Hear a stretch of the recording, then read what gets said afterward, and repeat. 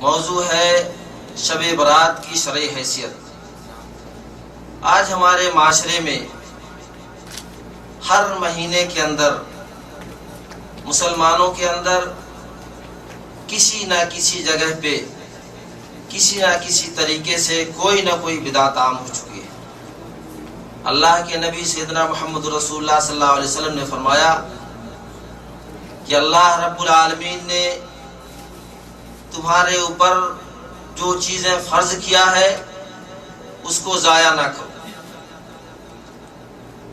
اور جو حد بندی کی ہے حد کو پار نہ کرو، اور تمہارے لیے اللہ سبحانہ و تعالیٰ نے کچھ چیزیں بھول کر کے نہیں، جان بوجھ کر کے چھوڑ دی ہے، رخصت دے دیا ہے، جس کے بارے میں قرید نہ کیا کرو۔ بہتر ہوگا کہ اس موضوع کی وضاحت شیخ محترم سے ہم لوگ براہ راست فائدہ اٹھائیں۔ شیخ سے گزارش ہے کہ آپ آئیں اور اپنے موضوع کی وضاحت فرمائیں۔ الحمدللہ نحمده ونستعینه ونستغفره ونؤمن به ونتوکل علیہ ونعوذ باللہ من شرور انفسنا وسیئات اعمالنا من يهده الله فلا مضل له ومن يضلله فلا هادي له واشهد ان لا اله الا الله وحده لا شريك له واشهد ان محمدا عبده ورسوله اما بعد فان خير الحديث كتاب الله وخير الهدي هدي محمد صلى الله عليه وسلم وشر الامور محدثاتها وكل محدثة بدعة وكل بدعة ضلالة وكل ضلالة في النار۔ أعوذ بالله من الشيطان الرجيم ومن يشاقق الرسول من بعد ما تبين له الهدى ويتبع غير سبيل المؤمنين نوله ما تولى وَنُصْلِهِ جَهَنَّمَ وَسَاءَتْ مَصِيرًا۔ قابل قدر سامعین، میرے لیے یہ بڑی مسرت اور شرف کی بات ہے کہ اللہ تبارک و تعالیٰ کی توفیق سے آپ سے گفتگو کرنے کی سعادت حاصل ہو رہی ہے۔ اللہ تبارک و تعالی ہمارے اس اجتماع کو خیر و برکت، افادہ اور استفادہ کا ذریعہ بنائے۔ میرے بھائیوں، اس طرح کے دینی اور دعوتی پروگراموں کی بڑی اہمیت ہے۔ ان کے ذریعہ مسلمانوں کے عقائد و اعمال کی اصلاح کی جاتی ہے، ان کے دلوں میں ایمان کی قوت پیدا کی جاتی ہے، ان کے اندر اللہ تبارک و تعالیٰ کا خوف اور آخرت کی فکر کا جذبہ پیدا کیا جاتا ہے، ان کی انفرادی اور اجتماعی خرابیوں کی نشاندہی کی جاتی ہے، معاشرے میں پائی جانے والے غلط رسوم کو دور کیا جاتا ہے، کتاب و سنت اور منہج سلف کے مطابق زندگی گزارنے کی دعوت دی جاتی ہے، احکام شریعت کی تبلیغ، اچھے اخلاق اور اچھے اعمال کی ترغیب اور برے باتوں سے بچنے کی تاکید کی جاتی ہے۔ آج کے گفتگو کا موضوع اس حیثیت سے بہت اہم ہے کہ اس بارے میں امت مسلمہ بلکہ بر صغیر کے مسلمانوں کا ایک بہت بڑا طبقہ لا علمی کی وجہ سے یا لوگوں کی دیکھا دیکھی یا مخصوص ماحول میں رہنے کی وجہ سے راہ حق سے دور اور شرک و بدعت میں مبتلا ہے۔ اس لیے ضروری محسوس ہوا کہ اس موضوع پر گفتگو ہو تاکہ حق واضح ہو جائے اللہ تبارک و تعالی ہمیں حق بات کہنے کی اور اس پر عمل کرنے کی توفیق عطا فرمائے۔ میرے بھائیوں، دین اسلام ایک مکمل اور روز روشن کی طرح واضح دین ہے۔ اللہ تبارک و تعالی کا فضل و کرم ہے کہ اس نے رسول اللہ صلی اللہ علیہ وسلم کو ہمارے لیے بہترین نمونہ اور مثالی شخصیت بنا کر بھیجا اور آپ پر دین کو مکمل کر دیا۔ چنانچہ آپ نے قیامت تک پیش آنے والے تمام مسائل کا حل بیان کر دیا۔ رب کائنات نے اپنے حبیب کو مخاطب کرتے ہوئے فرمایا، یا ایھا الرسول بلغ ما انزل الیک من ربک وَإِن لَّمْ تَفْعَلْ فَمَا بَلَّغْتَ رِسَالَتَهُ، اے رسول، آپ کے طرف آپ کے رب کے جانب سے جو احکام نازل کیے جا رہے ہیں آپ انہیں لوگوں تک پہنچائیے۔ اگر آپ نے ایسا نہیں کیا تو آپ نے رسالت کا حق ادا نہیں کیا۔ چنانچہ آپ نے 23 سالہ حیات نبویہ میں اللہ تبارک و تعالی کی وحی اور الہام کی روشنی میں تمام احکام بندوں تک پہنچا دیے، اور ہر وہ کام جو انسانیت کے لیے مفید ہو سکتا تھا آپ نے اس کی طرف رہنمائی فرما دی۔ نیز خیر و شر، جزا و سزا، ثواب و عقاب کے تمام راستوں کو بھی بیان کر دیا۔ اس طرح دنیا میں کوئی بھلائی کا کام یا کوئی عبادت ایسی نہیں رہ گئی جس کا آپ نے حکم نہ دے دیا ہو، اسی طرح سے کوئی برائی اور غلط کام نہیں رہ گیا جس سے آپ نے منع نہ کیا ہو۔ طبرانی کی صحیح روایت ہے، اللہ کے رسول صلی اللہ علیہ وسلم فرماتے ہیں کہ میں نے کوئی ایسی بات نہیں چھوڑی جو تمہیں اللہ تبارک و تعالی سے قریب کرنے والی ہے مگر میں نے اس کا حکم دے دیا ہے، اور کوئی ایسی بات نہیں چھوڑی جو تمہیں اللہ تبارک و تعالی سے دور کرنے والی تھی مگر میں نے اس سے منع کر دیا ہے۔ اس طرح اس دنیا سے تشریف لے جانے سے پہلے دین کامل اور مکمل ہو چکا تھا، اور اس دین کے کامل ہونے کی سند رب کائنات نے قرآن حکیم جیسی مقدس کتاب میں ثبت فرمائی، الیوم اکملت لکم دینکم واتممت علیکم نعمتی ورضیت لکم الاسلام دینا، کہ آج میں نے تمہارے لیے دین کو مکمل کر دیا اور تم پر اپنی نعمتیں پوری کر دیں اور تمہارے لیے اسلام کو بطور دین پسند کر لیا۔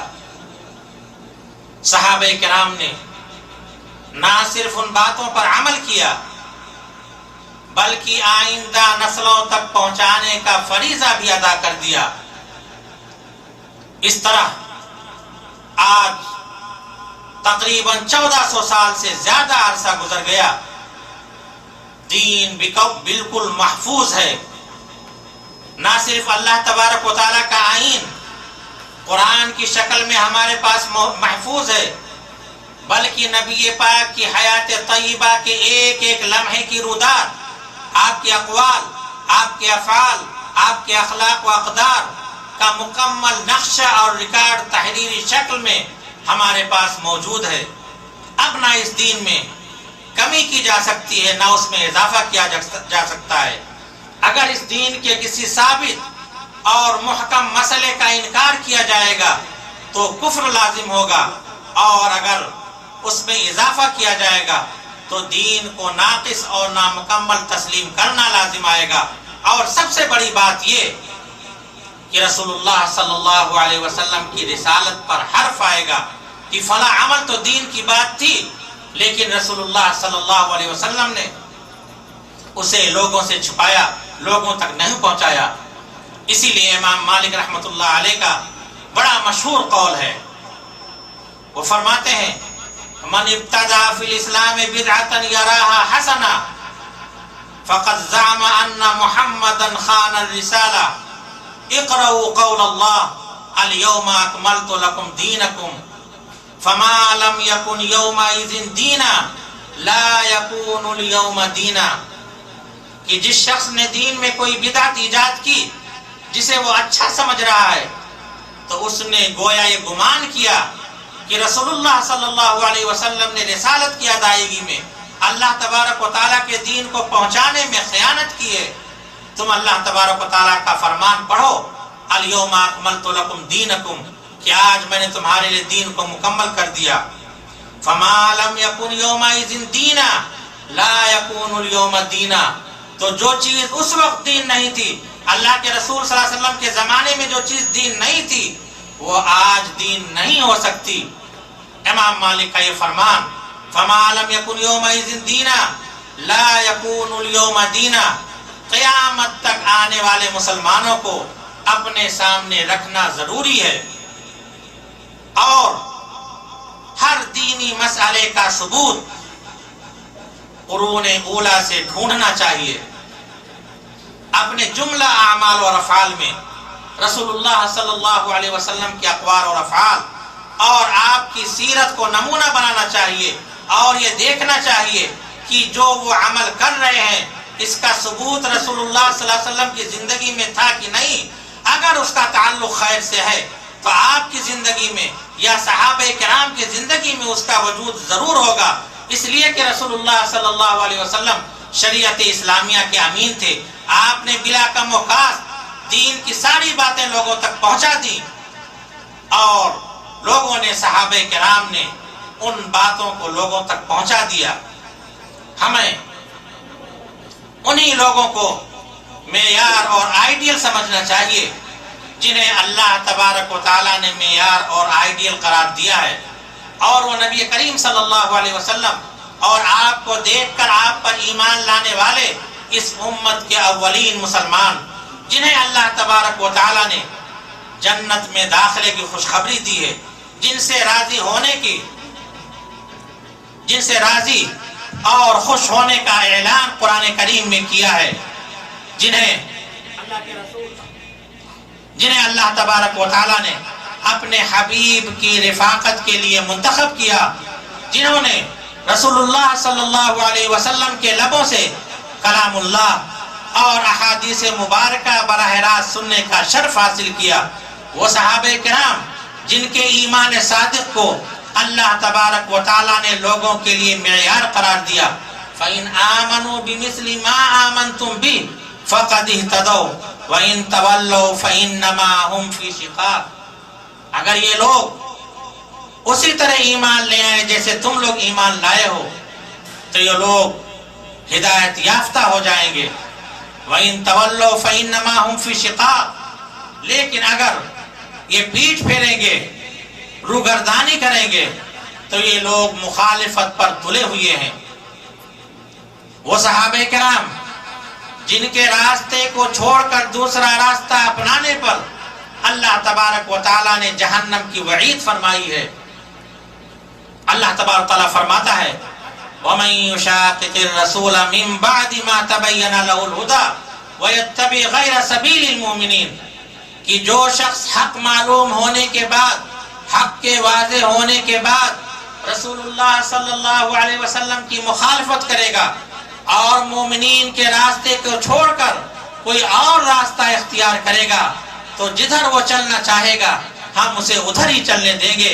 وَنُسْلِهِ جَهَنَّمَ وَسَاءَتْ مَصِيرًا، اور اسے ہم جہنم میں داخل کریں گے، اور کتنا ہی برا ٹھکانہ ہے۔ اس تمہید کا خلاصہ یہ کہ ہمیں اپنی عملی زندگی میں قرآن و حدیث کو سامنے رکھنا چاہیے، اور صحابہ کرام کے طرز عمل سے ہمیں روشنی حاصل کرنی چاہیے، رہنمائی حاصل کرنی چاہیے کہ انہوں نے قرآن و حدیث پر کس طرح عمل کیا۔ اس لیے کہ انہی شخصیات کو اللہ تبارک و تعالیٰ نے ہمارے لیے معیار قرار دیا ہے۔ خاص طور پر اختلافی مسائل میں اپنے خواہشات اور اپنے مخصوص نظریات کے بجائے کتاب و سنت اور صحابہ کرام کے طرز عمل کی روشنی میں اپنے اختلافی مسائل کو حل کرنا چاہیے.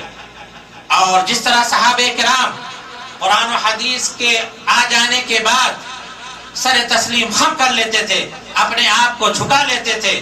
اور جس طرح واضح اور روشن دلیل آ جانے کے بعد وہ بحث و تکرار کو ناجائز تصور کرتے تھے، اسی طرح کا طرز عمل اختیار کر کے ہمیں بھی اختلافی مسائل میں کتاب و سنت کے سامنے سر تسلیم خم کر دینا چاہیے. میرے بھائیوں،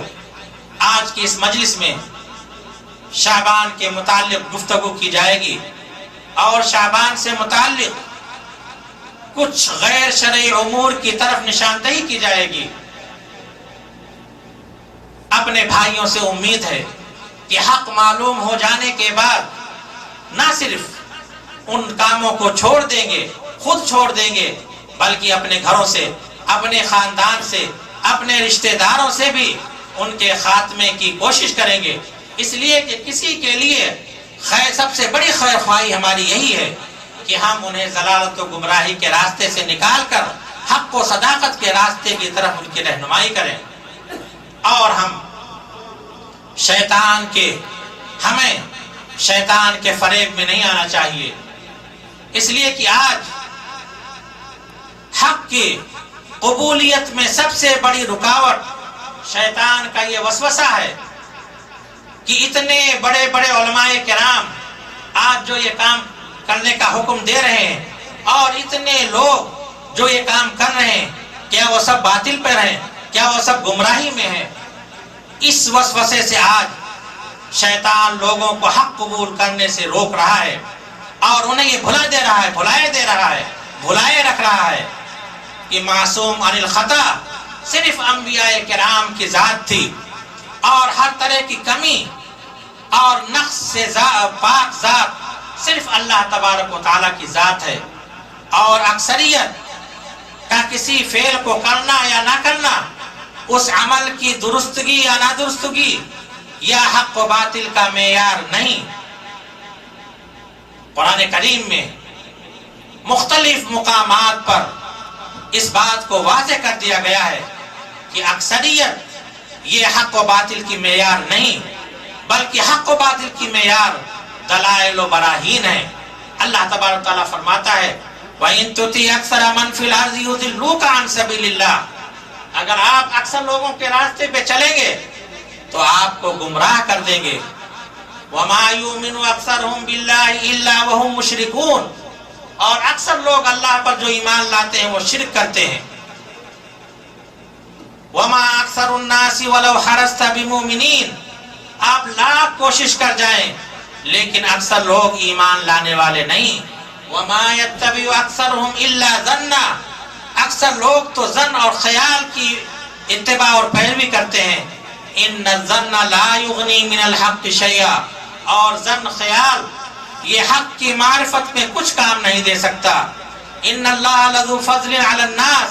وَلَكِنَّ أَكْثَرَ النَّاسِ لَا يَشْكُرُونَ، بے شک اللہ تبارک تعالیٰ لوگوں پر فضل و کرم کرنے والا ہے لیکن اکثر لوگ شکریہ ادا نہیں کرتے، یعنی اللہ تبارک و تعالیٰ کی اطاعت و فرما برداری نہیں کرتے بلکہ نافرمانی کرتے ہیں. وَقَلِيلٌ مِّنْ عِبَادِيَ الشَّكُورُ،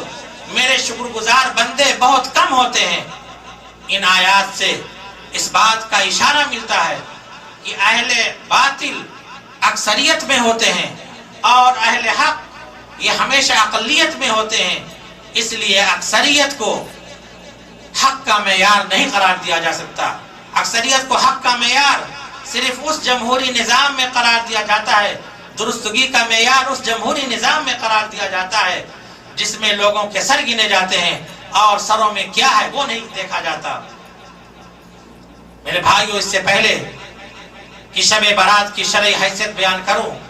مناسب معلوم ہوتا ہے کہ شعبان کی فضیلت اور اس کا وجہ تسمیہ بیان کر دیا جائے. اس وقت جس مہینے میں ہم سانس لے رہے ہیں یہ شعبان کا مہینہ ہے، اسلامی سال کا 8واں مہینہ ہے، اور اس کے بعد رمضان المبارک کا مقدس مہینہ ان گنت و بے شمار سعادتیں، برکتیں، سعادتیں، فضیلتیں لیے ہوئے ہم پر سایہ فگن ہونے والا ہے۔ ہونا یہ چاہیے تھا کہ مسلمان اس ماہ مقدس کے استقبال کی تیاری اسی مہینے سے شروع کریں اور اس مہینے میں روزہ رکھنے کی مشق شعبان ہی سے کرنا شروع کریں، جیسا کہ رسول اللہ صلی اللہ علیہ وسلم کی سنت مبارکہ تھی۔ آپ شعبان میں اکثر روزہ رکھا کرتے تھے۔ ام المؤمنین حضرت عائشہ رضی اللہ تعالی عنہ فرماتی ہیں کان رسول اللہ صلی اللہ علیہ وسلم یصوم حتی نقول لا یفطر ویفطر حتی نقول لا یصوم۔ رسول اللہ صلی اللہ علیہ وسلم نفلی روزے رکھا کرتے یہاں تک کہ ہم کہتے کہ اب آپ روزہ رکھنا چھوڑیں گے نہیں، اور جب آپ روزہ رکھنا چھوڑ دیتے تو چھوڑے رکھتے یہاں تک کہ ہم کہتے دوبارہ روزہ نہیں رکھیں گے۔ وَمَا رَأَيْتُ رَسُولَ اللَّهِ صلی اللہ علیہ وسلم استقمل صیام شہر الا رمضان، اور رمضان کے علاوہ رسول اللہ صلی اللہ علیہ وسلم نے کسی مہینے کا مکمل روزہ نہیں رکھا۔ وَمَا رَأَيْتُ أَكْثَرَ صِيَامًا مِّنْهُ فِي شعبان، اور شعبان سے زیادہ کسی مہینے میں آپ کو روزہ رکھتے نہیں دیکھا۔ ایک دوسری حدیث میں ہے، حضرت عائشہ رضی اللہ تعالیٰ عنہ فرماتی ہیں کان احب الشہور الی رسول اللہ صلی اللہ علیہ وسلم ان یصومہ شعبان ثم یصلہ برمضان، کہ جس مہینے میں آپ کو روزہ رکھنا سب سے زیادہ محبوب و پسندیدہ تھا وہ شعبان کا مہینہ ہے، پھر اسے آپ رمضان سے ملاتے تھے۔ ان احادیث مبارکہ سے معلوم یہ ہوتا ہے کہ رسول اللہ صلی اللہ علیہ وسلم شعبان کے اکثر ایام روزے سے ہوتے تھے، اکثر ایام روزہ رکھتے تھے۔ اس لیے مسلمانوں کو بھی چاہیے کہ شعبان میں کثرت سے روزہ رکھا کریں۔ بلکہ بعض روایتیں ایسی بھی ملتی ہیں جس سے یہ معلوم ہوتا ہے کہ ازواج مطہرات گزشتہ رمضان کے فوت شدہ روزے شعبان میں رکھا کرتی تھی۔ ام المؤمنین حضرت عائشہ رضی اللہ تعالی عنہ فرماتی ہیں کہ میرے اوپر گزشتہ رمضان کے فوت شدہ روزے ہوتے تھے جنہیں میں شعبان میں ہی پورا کر پاتی تھی، اور بعض روایتوں میں صراحت ہے کہ ایسا رسول اللہ صلی اللہ علیہ وسلم کی خدمت میں ہمیشہ مستعد رہنے کی غرض سے ہوتا تھا۔ معلوم یہ ہوا کہ جن خواتین کے گزشتہ رمضان کے روزے چھوٹے ہوئے ہوں اور شعبان سے پہلے وہ روزہ نہ رکھ سکی ہوں، انہیں چاہیے کہ لازماً شعبان میں روزہ رکھ لیں تاکہ رمضان آنے سے پہلے اس فریضے کی ادائیگی سے سبکدوش ہو جائیں۔ معلوم یہ ہوا کہ شعبان کے روزے کی مشروعیت کا تو پتہ چلتا ہے، لیکن اس کے علاوہ شب بیداری، حلوہ اور آتش بازی اور اس طرح کی مخصوص عبادتوں کا کوئی تذکرہ نہیں، اور جن احادیث میں 15 شعبان کی رات میں عبادت اور مخصوص نمازوں کا تذکرہ ہے وہ حدیثیں یا تو بالکل ضعیف ہیں اور یا تو بالکل گڑھی ہوئی ہیں۔ ہمارے سامنے قرآن کریم کی شکل میں اور سنت صحیحہ کی شکل میں مکمل دین موجود ہے، اس سے اعراض کرنا ہمارے لیے کسی طرح بھی درست نہیں ہے۔ شعبان کے معنی منتشر ہونا، بکھرنا ہوتا ہے، چونکہ شعبان سے پہلے کا مہینہ رجب کا مہینہ ہوتا ہے، اور رجب کا مہینہ حرمت والے مہینوں میں سے ایک ہے جس میں قتل و غارت گری، فتنہ و فساد سے شدید طور پر ممانعت تھی، اور زمانے جاہلیت میں بھی اس مہینے کا احترام کیا جاتا تھا۔ حرمت والے مہینے جو ہی آتے تھے عرب بھی فتنہ و فساد سے باز آ جاتے تھے اور اپنے گھروں میں بیٹھ جاتے تھے، اور جو ہی رجب کا مہینہ ختم ہوتا قتل و غارت گری کے عادی عرب سارے کے سارے قتل و غارت گری کے لیے پھیل جاتے تھے۔ اس لیے اس مہینے کو شعبان کا مہینہ کہا گیا، اور بعض لوگ کہتے ہیں کہ وہ پانی کی تلاش میں یا چراگاہ کی تلاش میں لوگ بکھر جایا کرتے تھے، پھیل جایا کرتے تھے، اس لیے شعبان کو شعبان کہا گیا۔ اکثر کیلنڈروں میں شعبان کے ساتھ المعظم یا مکرم، یعنی شعبان المعظم یا شعبان المکرم کا لفظ لکھا ہوتا ہے۔ یہ معظم اور مکرم کا اضافہ بھی ایک طرح کی بدعت ہے۔ علامہ بکر ابو زید رحمۃ اللہ علیہ فرماتے ہیں کہ شعبان کے ساتھ مکرم یا معظم کا لفظ بڑھانا یہ سنت سے ثابت نہیں، صرف اتنا ثابت ہے کہ اللہ کے رسول صلی اللہ علیہ وسلم میں اس مہینے میں کثرت سے روزہ رکھتے تھے۔ شعبان کی 15 تاریخ کو کا شب برات نام دینا یہ بھی اس کے غیر شرعی ہونے کا ثبوت ہے، اس لیے کہ شب یہ فارسی زبان کا لفظ ہے جس کے معنی رات ہوتے ہیں، اور برات یہ خالص عربی لفظ ہے جس کے معنی قطع تعلق، بیزاری، ناگواری اور نجات کے ہوتے ہیں۔ لیکن قرآن و حدیث میں برات قطع تعلق اور بیزاری کے معنی میں استعمال ہوا ہے۔ اللہ تبارک تعالیٰ فرماتا ہے براءۃ من اللہ ورسولہ الی الذین عاہدتم من المشرکین، اللہ اور اس کے رسول کی طرف سے بیزاری کا اعلان ہے ان لوگوں کے لیے، ان مشرکین کے لیے جن سے آپ نے عہد کیا ہے۔ بخاری شریف کی روایت ہے ثم اردف النبی صلی اللہ علیہ وسلم بعلی بن ابی طالب وامرہ ان یعلن ببراءتہ، کہ پھر رسول اللہ صلی اللہ علیہ وسلم نے حضرت علی بن ابی طالب کو ان کے پیچھے بھیجا اور انہیں برات اور بیزاری کے اعلان کا حکم دیا۔ معلوم یہ ہوا کہ برات یہ تبرہ کے معنی میں ہے۔ برات اور تبرہ یہ دونوں ہم معنی لفظ ہیں اور دونوں کے معنی قطع تعلق اور بیزاری ہوتا ہے۔ اس لیے شب برات کا معنی تبرہ والی رات، ایسی رات جس میں بیزاری کا اعلان کیا جائے۔ اب سوچنے کی بات یہ ہے کہ اس رات کے ایجاد کرنے والے کون لوگ ہیں اور کن سے بیزاری کا اظہار کے لیے یہ اس رات کو ایجاد کیا گیا۔ حقیقت یہ ہے کہ اس رات کے ایجاد کرنے میں رافضی شیعوں کا ہاتھ ہے، جو اس رات میں اپنے 12ویں امام کی ولادت کی خوشی مناتے ہیں اور صحابہ کرام اور مسلمانوں سے بیزاری کا اظہار کرتے ہیں۔ یہ بات میں اپنے طرف سے نہیں کہہ رہا ہوں، شیعہ کی مشہور کتاب تحفۃ العوام ہے، اس کا مصنف یہ لکھتا ہے کہ 15 شعبان کی رات کو جو فضیلت اور جو برکت حاصل ہے یہ صاحب امر کی ولادت کی وجہ سے ہے، یعنی ان کے 12ویں امام، فرضی امام مہدی کی ولادت کی وجہ سے ہے۔ گویا اس رات کے ایجاد کرنے میں شیعوں کا ہاتھ ہے، اور اس کا اصل نام شب تبرہ تھا، لیکن مسلمانوں کو بیوقوف بنانے کے لیے شب تبرہ سے بدل کر کے شب برات کر دیا گیا اور قبرستان جانے کے قصے گڑھے گئے۔ اسی لیے قبرستان والی روایت میں عبادت کا ذکر نہیں ہے،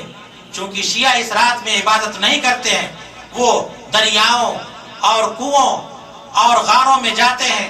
اور وہاں جا کر کے اپنے امام کے نام کی چٹھیاں ڈالتے ہیں، ان سے درخواست کرتے ہیں کہ للہ اب تو آپ تشریف لائیے، اس لیے کہ ہم مسلمانوں کے ہاتھ سے تنگ آ چکے ہیں۔ میرے بھائیوں، یہ بڑی تلخ اور افسوسناک حقیقت ہے کہ شیعوں کی بہت سی خالص رسمیں اور خالص اصطلاحیں مسلمانوں میں رواج پا چکی ہیں۔ ابھی گزشتہ مہینے میں منائی جانے والی رسم رجب کے کنڈے، یہ بھی خالص شیعوں کی رسم ہے، اس لیے کہ اس رات کا امام جعفر صادق سے کوئی تعلق نہیں، کیونکہ 22 رجب کی تاریخ نہ تو ان کی ولادت کی تاریخ ہے نہ ان کی وفات کی تاریخ ہے، بلکہ یہ حضرت امیر معاویہ رضی اللہ تعالی عنہ کی وفات کی تاریخ ہے، اور چونکہ شیعہ حضرت امیر معاویہ سے بغض و عداوت رکھتے ہیں، اس لیے اس رات میں وہ جشن، ان کی وفات کی خوشی میں جشن مناتے ہیں، اس لیے اس رسم کو وہ رائج کیے ہوئے ہیں۔ اور آپ کو معلوم ہے حضرت امیر معاویہ کون تھے؟ حضرت امیر معاویہ رضی اللہ تعالی عنہ ایک جلیل القدر صحابی تھے، کاتب وحی تھے، رسول اللہ صلی اللہ علیہ وسلم کے برادر نسبتی تھے، مومنین کے ماموں تھے، خلفائے ثلاثہ حضرت ابو بکر، حضرت عمر، حضرت عثمان کے معتمد رفیق تھے، فاتح روم و شام تھے۔ اللہ کے رسول صلی اللہ علیہ وسلم نے ان کے لیے دعا کی تھی، اللہم اجعلہ ہادیا مہدیا، اے اللہ تو انہیں ہادی اور مہدی بنا، اللہم فقہہ فی الدین، اے اللہ تو ان کے سینے کو دین کے لیے کھول دے۔ تاریخ اسلام کے تقریباً 40 سال حضرت معاویہ سے وابستہ ہیں، 20 سال خلافت راشدہ کے زمانے میں گورنر کی حیثیت سے، اور 19 سال حضرت حسن رضی اللہ تعالی عنہ سے صلح ہو جانے کے بعد سلطنت اسلامیہ کے فرما روا کی حیثیت سے ملت اسلامیہ کی قیادت کی، اور مملکت اسلامیہ کی حدیں 64 لاکھ مربع میل تک پہنچ گئیں۔ تقریباً 50 جنگیں رومی عیسائیوں سے لڑی، اور سب سے پہلا بحری بیڑا حضرت امیر معاویہ کے مشورے پر حضرت عثمان رضی اللہ تعالی عنہ کے زمانے میں تیار کیا گیا، اور سب سے پہلے بحری جنگ حضرت امیر معاویہ کی قیادت میں لڑی گئی۔ اس لیے امیر معاویہ کی ایمان اور دیانت، ان کا اخلاص تمام شکوک و شبہات سے بالا تر ہے۔ اسی لیے حضرت عبداللہ ابن مبارک رحمت اللہ علیہ سے سوال کیا گیا کہ کیا امیر معاویہ افضل ہیں یا عمر بن عبدالعزیز افضل ہیں؟ انہوں نے جواب دیا کہ وہ غبار جو رسول اللہ صلی اللہ علیہ وسلم کی معیت میں امیر معاویہ کے ناک میں داخل ہوا تھا، وہ غبار حضرت عمر بن عبدالعزیز سے ہزارہ درجے بہتر ہے۔ اسی طرح سے یہ پنجتن پاک کی اصطلاح بھی ہے۔ آپ عام طور پر لوگوں کے گھروں میں پنجتن پاک کے تغرے تبرک کے طور پر لٹکے ہوئے دیکھتے ہوں گے۔ اس کا مطلب یہ ہے 5 پاک جسم، رسول اللہ محمد صلی اللہ علیہ وسلم، حضرت علی، حضرت فاطمہ، حسن اور حسین۔ حالانکہ رسول اللہ صلی اللہ علیہ وسلم کی تمام ازواج مطہرات، تمام اولاد اخیار، تمام اولاد اطہار، تمام اصحاب اخیار، سب کے سب پاک تھے۔ یہ نہیں کہ صرف 5 جسم پاک اور باقی پلید و ناپاک۔ یہ بھی اس اصطلاح کے گڑھنے والے بھی صحابہ کرام سے بغض و عداوت رکھنے والے شیعہ تھے، جن کا عقیدہ یہ ہے کہ رسول اللہ صلی اللہ علیہ وسلم کی وفات کے بعد چند صحابہ کو چھوڑ کر باقی تمام صحابہ مرتد ہو گئے تھے۔ اس لیے میرے بھائیوں، جو لوگ صحابہ کرام سے محبت رکھتے ہیں، الفت و محبت رکھتے ہیں، انہیں سوچنا چاہیے کہ اس طرح کے عقیدے اور اس طرح کے اصطلاح کے معتقد وہ کیوں کر بنتے ہیں۔ اسی طرح سے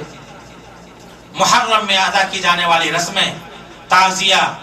نوحہ خوانی، مرثیہ خوانی وغیرہ، یہ تمام کے تمام خالص شیعہ رسمیں ہیں جو مسلمانوں کے اندر رواج پا چکی ہیں۔ اور اس کا سبب کیا ہے؟ اس کا سبب یہ ہے کہ ہم دین کے معاملے میں ادنا بصیرت اور ادنا شعور نہیں رکھتے۔ جہاں سے بھی دین کے نام پہ کوئی بات آ جاتی ہے، فوراً ہم اس کو قبول کر لیتے ہیں، جبکہ ہمارا حال اس کے برعکس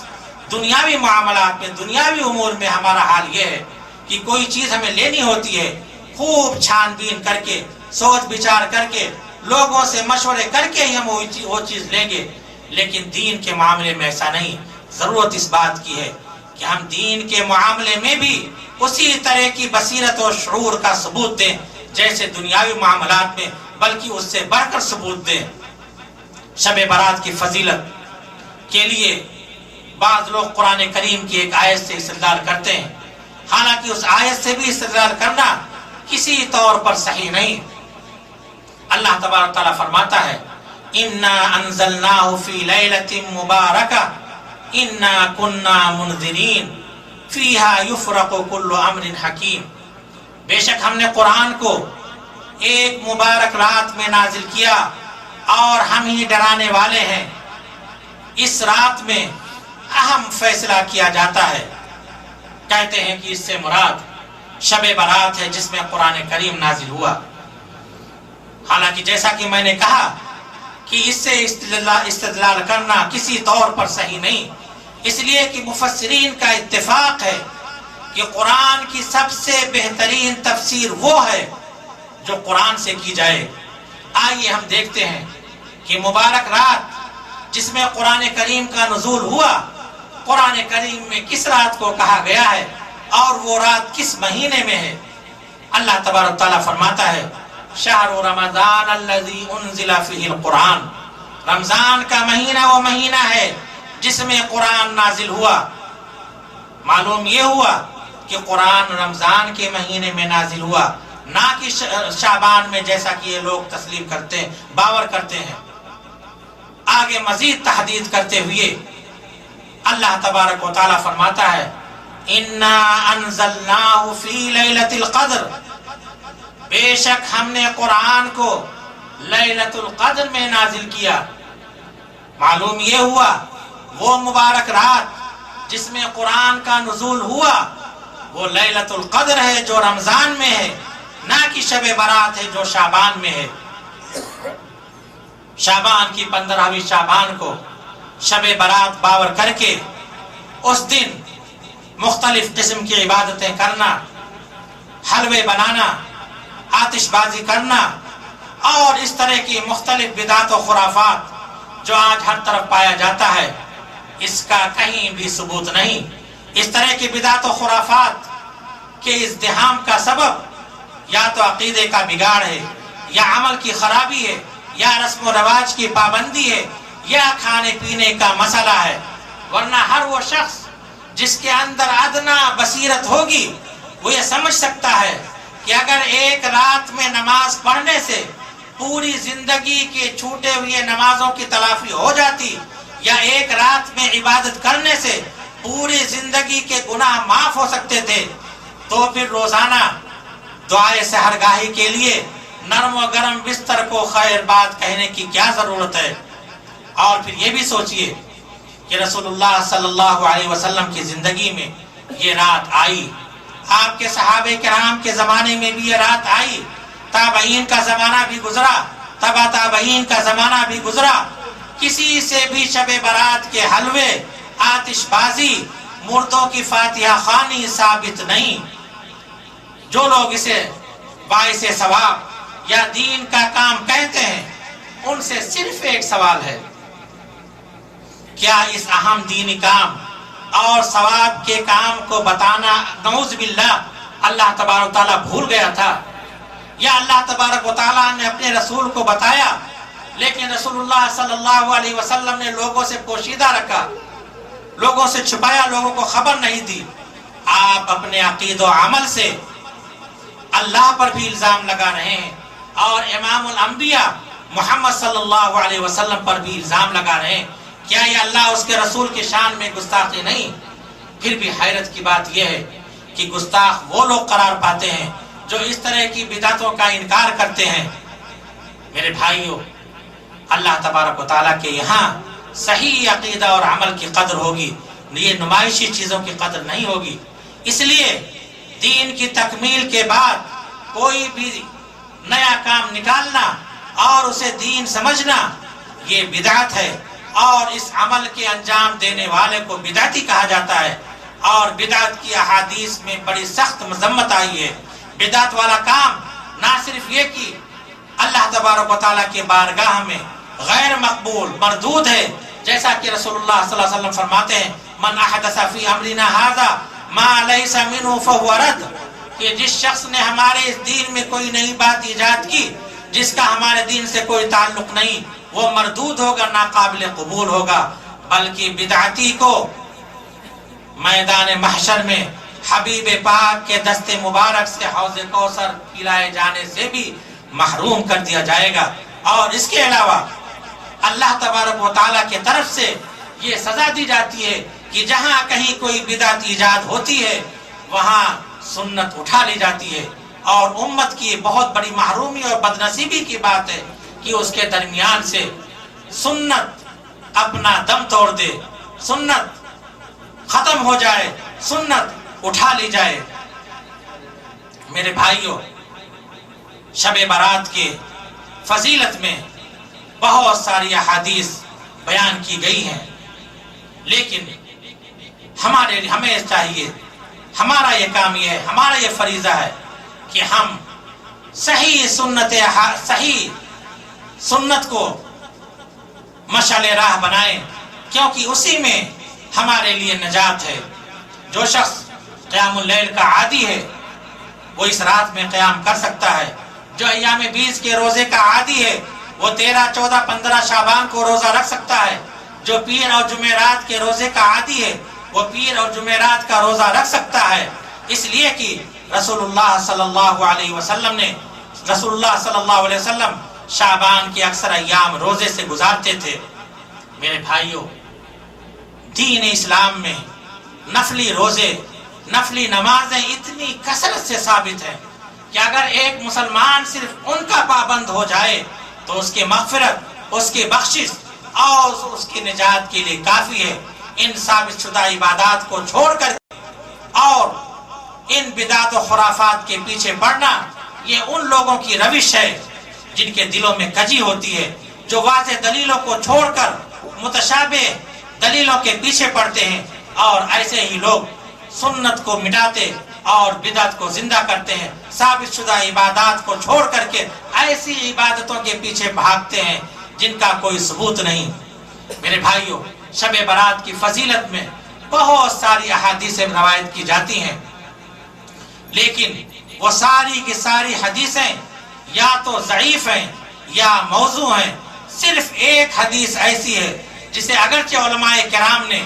اسے بھی ضعیف کہا ہے، لیکن علامہ البانی رحمۃ اللہ علیہ کی رائے یہ ہے کہ مختلف سندوں کے آنے کی وجہ سے وہ حدیث درجہ صحت کو پہنچ جاتی ہے۔ وہ حدیث یہ ہے، اللہ کے رسول صلی اللہ علیہ وسلم فرماتے ہیں، ان اللہ لا یطلع فی لیلۃ النصف من شعبان فیغفر لجمیع خلقہ الا لمشرک او مشاہد، کہ اللہ تبارک و تعالی 15ویں شعبان کی رات میں اپنے بندوں کی طرف متوجہ ہوتا ہے اور تمام لوگوں کو بخش دیتا ہے ماں سوائے مشرک اور بغض و کینہ رکھنے والے کے۔ صرف یہی ایک حدیث ایسی ہے جو علامہ البانی رحمۃ اللہ علیہ کے نزدیک صحیح ہے۔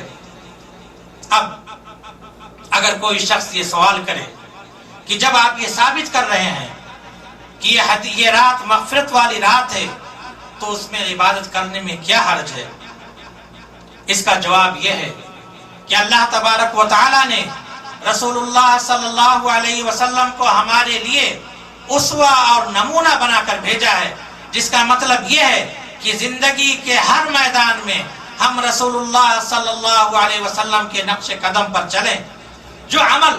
آپ نے کیا ہے اس عمل کو کریں اور یہ دیکھیں کہ کون سا عمل اللہ کے رسول نے کس طرح کیا ہے۔ جب ہم رسول اللہ صلی اللہ علیہ وسلم کی سیرت اور احادیث مبارکہ کو دیکھتے ہیں، مطالعہ کرتے ہیں، تو ہمیں معلوم یہ ہوتا ہے کہ اس رات میں نہ تو رسول اللہ صلی اللہ علیہ وسلم نے خود کوئی عبادت کی ہے اور نہ ہی صحابہ کرام کو اس رات کو مخصوص طور پر منانے کی ترغیب دی ہے۔ چنانچہ حافظ ابن رجب رحمت اللہ علیہ فرماتے ہیں، قیام لیلۃ النصف من شعبان لم یثبت فیہ عن النبی صلی اللہ علیہ وسلم، کیونکہ 15ویں شعبان کی رات کی عبادت کے سلسلے میں رسول اللہ صلی اللہ علیہ وسلم سے کچھ بھی ثابت نہیں ہے۔ جب رسول اللہ صلی اللہ علیہ وسلم اور صحابہ کرام سے کچھ بھی ثابت نہیں ہے تو پھر ہمارے لیے کب زیب دیتا ہے کہ ہم اس رات میں عبادت کریں؟ اور پھر یہ بھی سنیے کہ اس رات میں جو فضیلت ثابت کی گئی ہے کہ اللہ تبارک و تعالی تمام بندوں کو سوائے مشرک اور بغض و کینہ رکھنے والے کے بخش دیتا ہے، یہ خصوصیت، یہ فضیلت صرف اسی رات کے لیے مخصوص نہیں بلکہ ہر پیر اور جمعرات کے لیے یہ فضیلت ثابت ہے۔ اللہ کے رسول صلی اللہ علیہ وسلم فرماتے ہیں، تفتح ابواب الجنہ یوم الاثنین و یوم الخمیس، کہ پیر کے دن اور خمیس جمعرات کے دن جنت کے دروازے کھول دیے جاتے ہیں۔ فیغفر اللہ لکل عبد لا یشرک باللہ شیئا الا رجل بینہ وبین اخیہ شحناء، تو اللہ تبارک و تعالی ہر اس شخص کو معاف کر دیتا ہے جو شرک نہیں کرتا سوائے اس شخص کے جو اپنے بھائی سے بغض و عداوت رکھتا ہو. فیقال انظروا هذین حتی یصطلحا، انظروا هذین حتی یصطلحا، انظروا هذین حتی یصطلحا. ان کے بارے میں 3 بار یہ کہا جاتا ہے کہ ان دونوں کو مہلت دے دو یہاں تک کہ دونوں آپس میں صلح کر لیں. اب اگر وہ حدیث 15 شعبان والی حدیث اس بات کی دلیل بن سکتی ہے کہ اس رات کو مخصوص طور پر منایا جائے، اس رات میں مخصوص عبادتیں کی جائیں، تو پھر یہ حدیث بھی یہ جمعرات اور پیر والی حدیث بھی اس بات کی دلیل بن سکتی ہے. بلکہ یہی نہیں، یہ فضیلت تو ہر رات کو ثابت ہے. بخاری اور مسلم کی روایت ہے، اللہ کے رسول صلی اللہ علیہ وسلم فرماتے ہیں کہ ہمارا رب تبارک و تعالی ہر رات کے تہائی حصے میں آسمان دنیا پر نزول فرماتا ہے اور کہتا ہے کون ہے جو میرے دربار میں دعا گو ہو کہ میں اسے قبولیت کا پروانہ لکھ کر دوں، کون ہے جو مجھ سے مغفرت طلب کرے کہ میں اس کی بخشش کروں، کون ہے جو مجھ سے مانگے کہ میں اسے دوں. چنانچہ اللہ کے تبارک و تعالیٰ کا نزول، بندوں کی مغفرت صرف 15ویں شعبان کے رات کے لیے خاص نہیں بلکہ ہر رات کے لیے ہے. اب سوال یہ ہے کہ 15ویں رات میں جو یہ عبادت ہوتی ہے اس کا ثبوت کہاں سے کب ایجاد ہوا اور کہاں سے یہ آیا؟ علامہ مقدسی رحمت اللہ علیہ لکھتے ہیں کہ ہمارے یہاں بیت المقدس میں نہ تو کوئی شخص صلاۃ الرغائب کو جانتا تھا اور نہ کوئی شخص 15ویں شعبان کی نماز کو جانتا تھا. سن 448 ہجری میں ابن ابی الحمرہ نام کا ایک شخص نابلس سے بیت المقدس آیا. وہ قرآن کریم بہت اچھی قرآن کریم کی بڑی اچھی تلاوت کرتا تھا. وہ 15ویں شعبان کی رات میں مسجد اقصی میں نماز پڑھنے کے لیے کھڑا ہوا. اس کے حسن قرات سے متاثر ہو کر ایک دوسرا شخص آ کر کے اس کے بغل میں کھڑا ہو گیا، پھر تیسرا شخص آ کے کھڑا ہو گیا، پھر چوتھا. اس طرح سے کافی لوگ اس کے پیچھے جمع ہو گئے اور اس کے ساتھ نماز پڑھی. پھر اس کے بعد دوسرے سال بھی وہ شخص آیا 15ویں شعبان کی رات میں اور اسی طرح اس نے نماز شروع کی اور حسب سابق لوگوں نے اس کے ساتھ نماز پڑھی. اسی طرح تیسرے سال پھر چوتھے سال اس طرح یہ بدعت ہمارے یہاں زور پکڑتی چلی گئی یہاں تک کہ گھروں تک پہنچ گئی اور آج تک یہ بدعت ہمارے یہاں جاری ہے. اور اسی طرح بدعتیں وجود میں آتی ہیں اور پروان چڑھتی ہیں. میرے بھائیوں، شب برات کی فضیلت میں بہت سی حدیثیں آئی ہوئی ہیں. جیسا کہ میں نے کہا ان میں سے ساری حدیثیں، صرف ایک حدیث جو میں نے بیان کی اس کو چھوڑ کر کے ساری حدیثیں یا تو ضعیف ہیں اور یا تو موضوع ہیں. ضرورت اس بات کی محسوس کی جا رہی ہے کہ ان احادیث کی اسنادی حیثیت بیان کی جائے، اس لیے کہ انہی احادیث کی وجہ سے بہت سے لوگ حق سے دور ہیں اور بدعات و خرافات کے شکار ہیں. ان میں سے ایک حدیث یہ ہے، حضرت عائشہ رضی اللہ تعالی عنہ فرماتی ہیں کہ ایک رات میں نے رسول اللہ صلی اللہ علیہ وسلم کو اپنے پاس نہیں پایا. میں آپ کی تلاش میں نکلی یہاں تک کہ میں نے آپ کو بقی میں دیکھا. آگے حدیث کے الفاظ یہ ہیں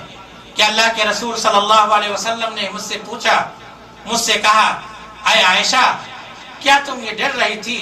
کہ اللہ اور اس کے رسول تم پر ظلم کریں گے؟ حضرت عائشہ کہتی، میں نے کہا اے اللہ کے رسول، مجھے یہ گمان گزرا تھا کہ شاید آپ اپنے بعض ازواج مطہرات کے پاس تشریف لے گئے ہوں. آپ نے فرمایا کہ بے شک اللہ تبارک و تعالی 15ویں شعبان کی رات میں آسمان دنیا پر نزول فرماتا ہے اور قبیلے کلب کے، بکریوں کے بالوں کے مانند لوگوں کی مغفرت فرماتا ہے. اس حدیث کو امام بخاری نے، امام ترمذی نے، امام دارقطنی نے، امام ابن الجوزی نے تمام امام ابن باز نے، امام البانی نے، تمام لوگوں نے اسے ضعیف قرار دیا ہے۔ اب بھلا بتائیے اس ضعیف روایت سے کیسے 15ویں شعبان کی رات کی فضیلت ثابت ہو سکتی ہے؟ اسی طرح ایک دوسری روایت ہے، حضرت علی رضی اللہ تعالی عنہ کی طرف منسوب ہے، وہ کہتے ہیں کہ اللہ کے رسول صلی اللہ علیہ وسلم، حدیث میں ہے کہ اللہ کے رسول صلی اللہ علیہ وسلم نے فرمایا کہ جب شعبان کی 15 تاریخ ہو تو اس دن کے روزے رکھو اور اس رات کی عبادت کرو۔ اس حدیث کو بھی علامہ البانی رحمۃ اللہ علیہ نے سلسلۃ الاحادیث الضعیفہ میں ذکر کرنے کے بعد کہا ہے ضعیف جدا او موضوع، یا تو یہ حدیث بہت ضعیف ہے اور یا پھر یہ حدیث موضوع ہے، گڑھی ہوئی ہے۔ اسی طرح ایک اور حدیث ہے، اس میں یہ ہے کہ جو شخص 15ویں شعبان کی رات میں 12 رکعت نماز پڑھے اور ہر رکعت میں سورہ فاتحہ اور سورہ اخلاص 10 بار پڑھے تو وہ اللہ تبارک و تعالی اس رات میں مانگی ہوئی اس کی تمام چیزوں، اس کے تمام ضروریات کو پوری کر دیتا ہے۔ اس رات کو بھی امام ابن الجوزی نے موضوعات میں ذکر کیا ہے، اور موضوعات ان کی ایک کتاب ہے جس میں جھوٹی حدیثوں کو انہوں نے ذکر کیا ہے، اسی کتاب میں انہوں نے اس حدیث کو بھی ذکر کیا ہے۔ اسی طرح سے علامہ ابن القیم نے المنار المنیف میں ذکر کیا ہے، اسی طرح علامہ سیوطی اور شوکانی نے بھی اس حدیث کو ضعیف قرار دیا ہے۔ اسی طرح ایک اور حدیث ہے، اس میں یہ ہے کہ جو شخص 15ویں شعبان کی رات میں 12 رکعت پڑھے اور ہر رکعت میں سورہ فاتحہ اور سورہ اخلاص 20 بار پڑھے گا تو وہ اس جگہ سے نہیں نکلے گا یہاں تک کہ جنت میں اپنا مقام دیکھ لے گا۔ یہ حدیث کو بھی علامہ ابن الجوزی نے الموضوعات میں ذکر کیا ہے۔ خلاصہ یہ ہے کہ جتنی احادیث شب برات کے بارے میں اس کی فضیلت میں وارد ہوئی ہیں وہ تمام کی تمام ضعیف ہیں۔ اسی لیے قاضی ابو بکر ابن العربی رحمت اللہ علیہ نے سرے سے شب برات کی فضیلت کا انکار کیا ہے۔ رسول اللہ صلی اللہ علیہ وسلم کا بقی قبرستان رات میں جانا ثابت ہے، اسے امام نسائی اور امام مالک نے اپنی کتاب موطا میں ذکر کیا ہے اور اس کی سند صحیح ہے، لیکن اس میں کہیں بھی شب برات کا ذکر نہیں ہے، بلکہ اس میں یہ ہے کہ اللہ کے رسول صلی اللہ علیہ وسلم کو اہل بقی کے لیے استغفار کا حکم دیا گیا تھا اور آپ اس حکم کی تعمیل میں بقی گئے تھے، اس کا شعبان سے کوئی بھی تعلق نہیں۔ رہ گئی یہ کہ کس رات گئے تھے اور کس مہینے میں گئے تھے، تو اس کے بارے میں موطا کی حاشیے میں محلہ کے حوالے سے ابن الوضاح کا یہ قول نقل کیا گیا ہے کہ اللہ کے رسول صلی اللہ علیہ وسلم اپنی وفات سے 5 دن پہلے گئے تھے، اور آپ جانتے ہیں کہ رسول اللہ صلی اللہ علیہ وسلم کی وفات ربیع الاول میں ہوئی، گویا کہ اللہ کے رسول صلی اللہ علیہ وسلم بقی ربیع الاول میں گئے تھے۔ میرے بھائیوں، شب برات کی فضیلت میں جیسا کہ میں نے کہا جتنی بھی حدیثیں آئی ہیں یا تو شدید طور پر ضعیف ہیں، یہ اس کے روایت کرنے والے شدید طور پر ضعیف ہیں،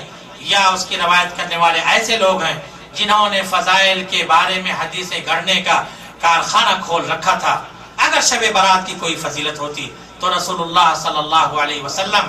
اپنے 23 سالہ دور نبوت میں اس کا اہتمام کرتے، صحابہ کرام کو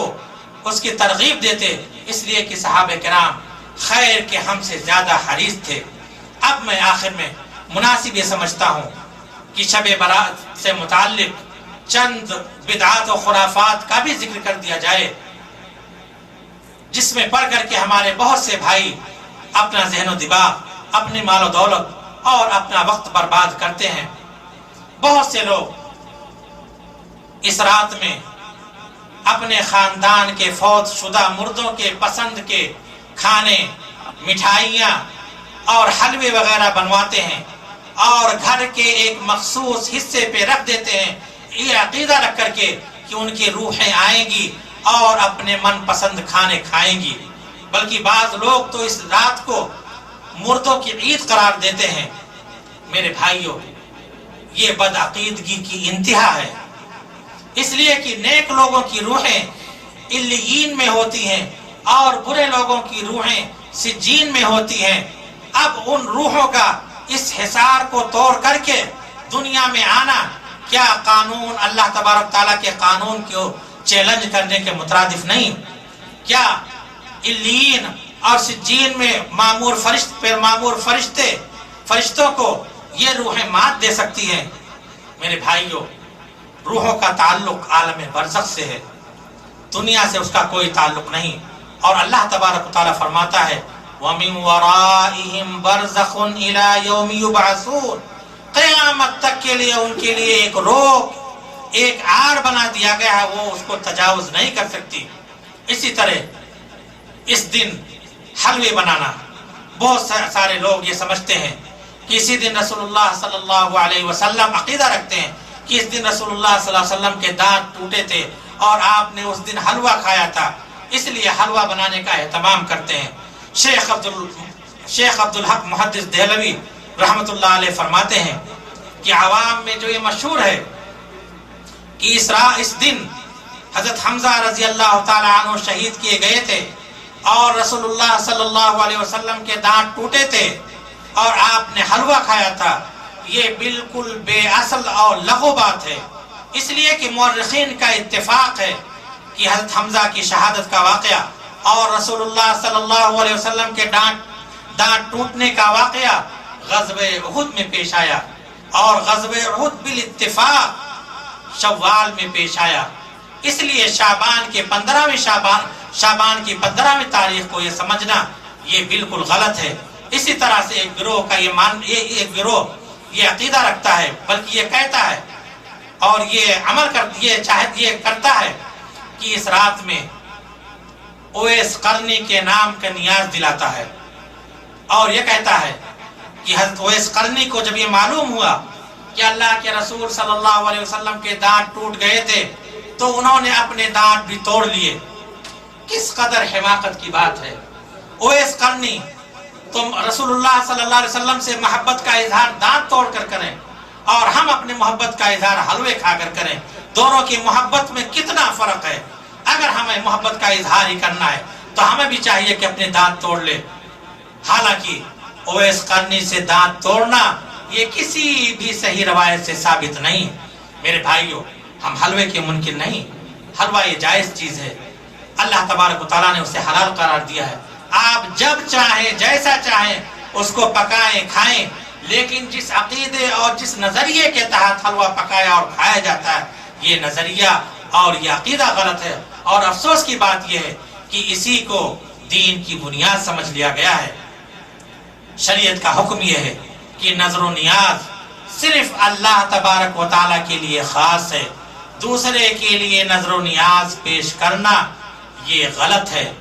میرے بھائیوں، صحیح حدیث اور صحیح سنت پر عمل کرنے میں ہی ہماری فلاح ہے، اور ہمارے لیے آرام و راحت بھی ہے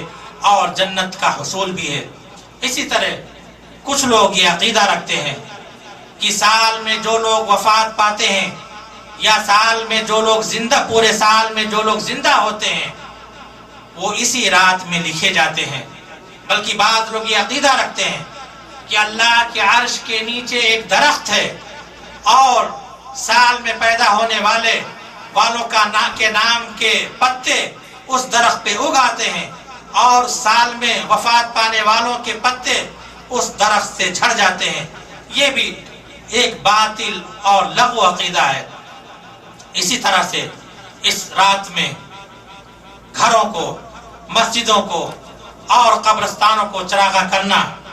آتش بازی کرنا، پٹاخے توڑنا اور لہو و لعب میں پوری رات گزارنا یہ بھی انتہائی غلط ہے۔ کیا یہ چیز ہندوؤں کے رام نومی اور مجوسیوں کی آتش پرستی اور عیسائیوں کی کرسمس ڈے کے مشابہ نہیں؟ کیا اسلام کسی صورت میں اس چیز کو جائز قرار دے سکتا ہے؟ ایک طرف تو یہ عقیدہ رکھتے ہیں کہ غروب آفتاب کے بعد ہی اللہ تبارک و تعالیٰ آسمان دنیا پہ نزول فرماتا ہے، اور دوسری طرف پٹاخے توڑ کر کے وہ طوفان بدتمیزی برپا کرتے ہیں، گویا کہ زبان حال سے یہ کہہ رہے ہوتے ہیں کہ اے اللہ تو دور ہو جا، اس طرح سے لاکھوں کروڑوں سالانہ لاکھوں کروڑوں روپے آگ کی نظر کر دیتے ہیں۔ ایسے لوگوں سے اگر دین کے کام کے لیے چندہ مانگا جائے تو انکار کر دیں گے، جواب دے دیں گے، بہانہ کر دیں گے، لیکن اس طرح کی فضول اور واہیات رسموں کے لیے ان کے پاس پیسے نکل آتے ہیں۔ اسی طرح اس رات کی بدعتوں میں سے عورتوں کا سج دھج کے قبرستان جانا، جبکہ بہت سے علماء کرام اس بات کے قائل ہے کہ عورتوں کے لیے قبرستان کی زیارت مکروہ ہے۔ اسی طرح بعض عورتیں بالکل بے حیائی کے ساتھ اپنے چہرے کھولے ہوئے، اپنے باہیں کھولے ہوئے مردوں کے سامنے سے گزرتی ہیں۔ عورتوں کا سج دھج کے قبرستان جانا اس بات کی غمازی کرتا ہے کہ قبرستان جانے کا مقصد سیر و تفریح ہے، عبرت و موعظت نہیں، جبکہ قبرستان کی زیارت کا مقصد جو احادیث میں بیان کیا گیا ہے کہ وہ عبرت و موعظت ہے۔ آدمی وہاں جا کر کے سوچے کہ اسی ویران جگہ پر، اسی تنگ و تاریخ قبر میں ایک دن، آج یا چند دن، چند مہینوں، چند سالوں کے بعد ہمیں بھی یقینی طور پر آنا چاہے، جہاں پہ نہ کوئی انیس ہوگا اور نہ کوئی ہمنشی ہوگا، اور اسی طرح بوسیدہ ہڈیوں اور بغیر گوشت کے جسم میں ہمیں بھی تبدیل ہونا ہے۔ جب آدمی ان باتوں پہ غور کرے گا تو آخرت کی فکر پیدا ہوگی اور دنیا سے بے رغبتی پیدا ہوگی، خیر کی طرف اس کی رغبت بڑھے گی اور آخرت کے لیے وہ تیاری کرے گا۔ اسی طرح بہت سے لوگ اس رات کے استقبال کی تیاری قبرستان کے ٹوٹی ہوئی قبروں کو صحیح کر کے، اس کو چونا گچ کر کے اور اس کو چراغاں کر کے کرتے ہیں۔ میرے بھائیوں، جس شخص کے قبر صحیح عقیدے اور صحیح عمل کی روشنی سے منور نہیں ہوگا، اسے ان بجھنے والی کے خمخموں اور روشنیوں سے کیا فائدہ حاصل ہو سکتا ہے۔ اسی طرح بہت سے لوگ اس رات میں قبرستان کی زیارت کرتے ہیں، جیسا کہ میں نے کہا کہ رسول اللہ صلی اللہ علیہ وسلم سے کسی بھی صحیح حدیث سے اس رات میں قبرستان کی زیارت ثابت نہیں۔ خلاصہ یہ ہے میرے بھائیوں کہ کتاب و سنت میں نہ تو شب برات کی فضیلت ثابت ہے، نہ اس رات میں عبادت کرنا، نہ اس رات میں جاگنا،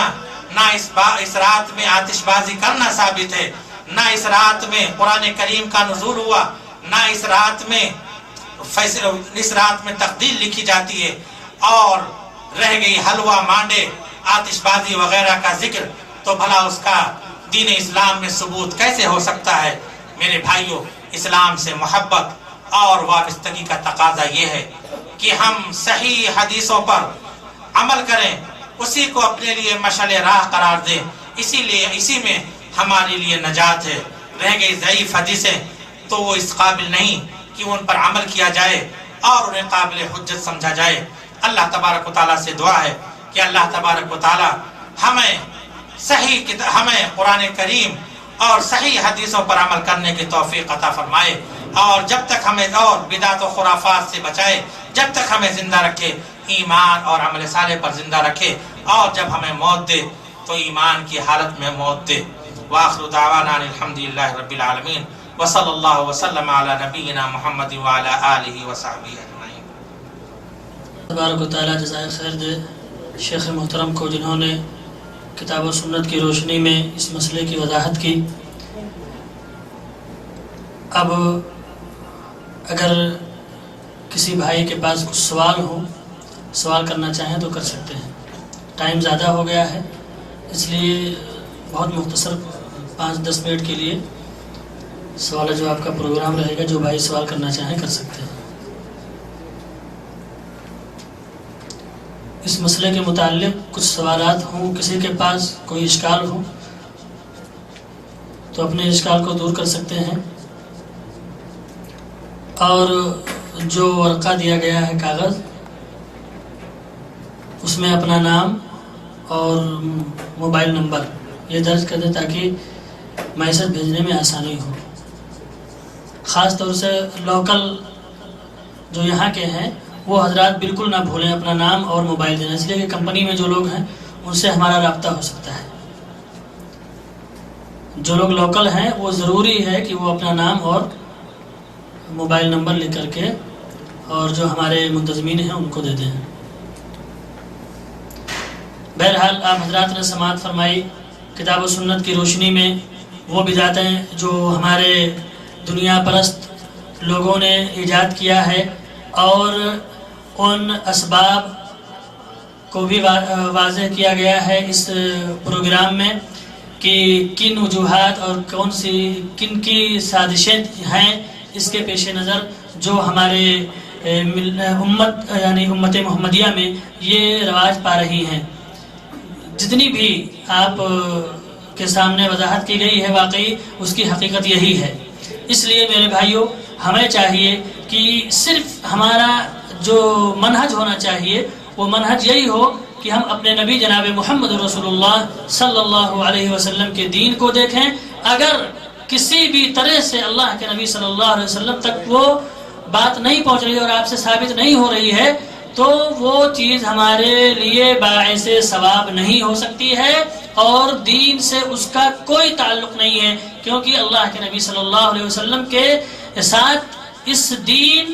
کی تکمیل ہو چکی ہے اور اللہ رب العالمین کی رحمت کی بھی تکمیل ہو چکی ہے، نعمت کی بھی تکمیل ہو چکی ہے۔ جہاں اللہ رب العالمین نے یہ فرمایا کہ دین مکمل ہو گیا، وہی یہ فرمایا کہ نعمتیں بھی ہم نے پوری کر دی۔ اب نعمت نام کی آپ کوئی بھی ایسا عمل ایجاد کریں، ایسا عمل کریں جو نہ آپ نے کیا ہو صلی اللہ علیہ وسلم اور نہ آپ کے صحابہ نے کیا ہو، تو وہ دین نہیں ہو سکتی ہے اور باعث ثواب، باعث نعمت، باعث رحمت نہیں ہو سکتی ہے، کیونکہ اللہ تبارک و تعالیٰ نے اس کی وضاحت سورہ مائدہ آیت نمبر 3 میں کر دی ہے۔ جو حضرات اس سے رجوع کرنا چاہیں کر سکتے ہیں۔ اور دوسری چیز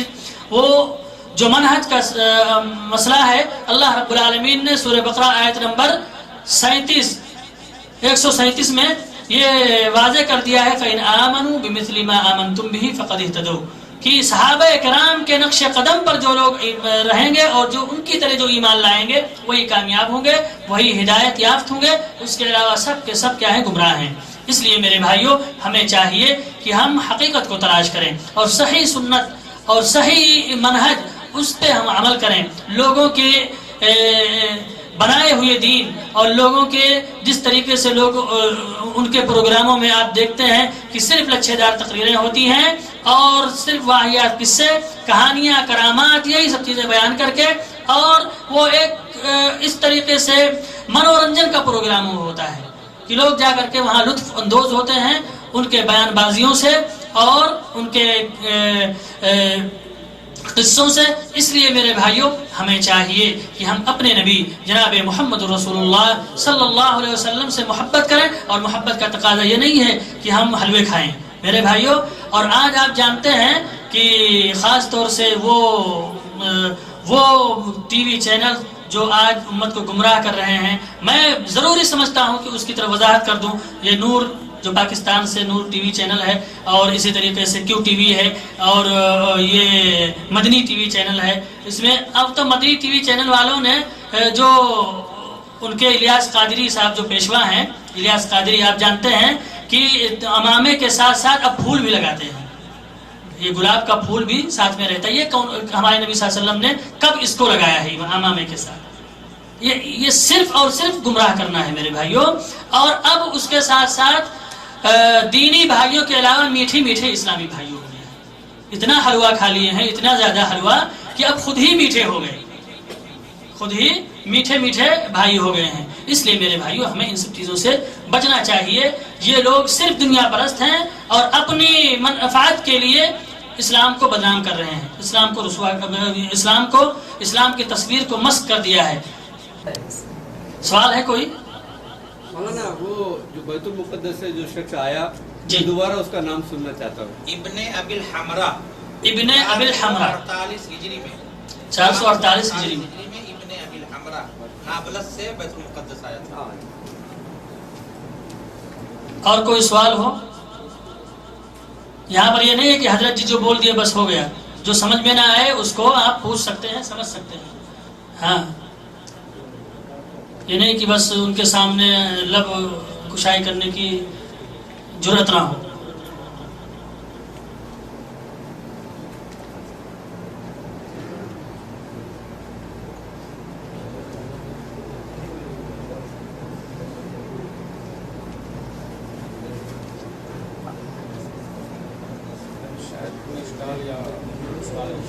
الحمدللہ پروگرام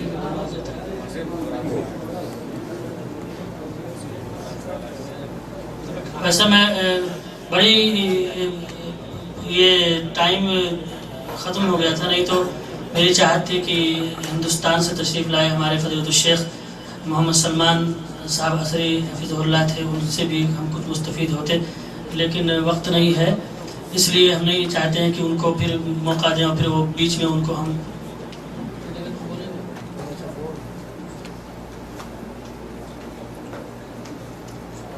ایک سوال ہے جی بولو بولو بولو۔ آپ نے بولا حلوہ اور ہاں حلوہ بنانا مطلب جائز نہیں ہے، لیکن دعا تو کروا سکتا ہے نا، مطلب حلوہ نہیں بنائے گا، کھانا نہیں بنائے گا، اس دن نہ حلوہ بنائے نہ دعا کروائے، کوئی بھی ایسا عمل نہیں ہے کہ جو اللہ کے نبی صلی اللہ علیہ وسلم سے ثابت ہے، اس دن کا کوئی اہتمام ہی ثابت نہیں ہے۔ ہاں جو لوگ پہلے سے روزہ رکھتے ہوں جیسے یوم 20 کے، تو اگر اس دن آ رہا ہے وہ تو وہی ہے، وہ رکھ سکتے ہیں، یا جو لوگ یوم الخمیس یا سوموار اور جمعرات کا روزہ رکھتے تھے، اگر اس دن پڑ رہا ہے تو اس دن وہ لوگ رکھ سکتے ہیں، لیکن صرف اس دن کا اہتمام کرنا یہ ثابت نہیں ہے، نہ حلوہ بنانا نہ کچھ بھی بنانا۔ 15 سامان میں کچھ نہیں کرنا، ہاں کچھ بھی 15 شوال کچھ بھی نہیں کر سکتے، اور شعبان کو 15 شعبان کو کوئی عمل اللہ کے نبی صلی اللہ علیہ وسلم سے ثواب کی نیت سے ثابت ہی نہیں ہے۔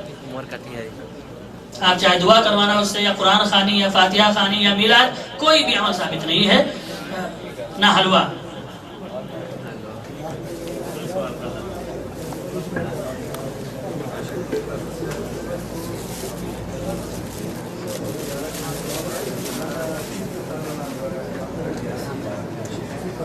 دوسری چیز یہ ہے کہ جو لوکل آدمی ہیں یہاں پر ہیں، یہاں پر نیچے مسجد میں